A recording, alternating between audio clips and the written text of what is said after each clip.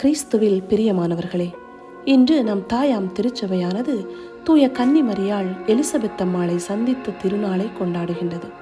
தனது உறவினரான எலிசபெத்து முதிர்ந்த வயதில் தாயானதை வானதூதர் வழியாக அறிந்த மரியாள் அவருக்கு உதவி செய்ய விரைந்து செல்கின்றார். இந்த சந்திப்பு நம்பிக்கை மற்றும் அன்பின் சந்திப்பு. அன்னை மரியாள் ஆசீர்வதிக்கப்பட்டவர், ஏனென்றால் அவர் கடவுளின் வார்த்தையை நம்பினார். அன்னையின் விசுவாசத்தின் பலனே கடவுள் அவரில் மனுவுரு எடுக்க காரணமாக இருந்தது. ஆம், விசுவாசம் அன்பினால் வளர்க்கப்படுகின்றது. மரியாள் எலிசபெத்தை சந்தித்த இந்த நாளில் நம்மை விசுவாசம் கொண்டவர்களாக மற்றும் பிறரிடம் அன்பு நிறைந்தவர்களாக வாழ அழைக்கின்றார். நினைவில் கொள்வோம், உண்மையான அன்பின் ஒவ்வொரு செய்கையிலும், அது மிகச் சிறியதாக இருந்தாலும், அது கடவுளின் எல்லையற்ற அன்பின் வெளிப்பாடாகும்.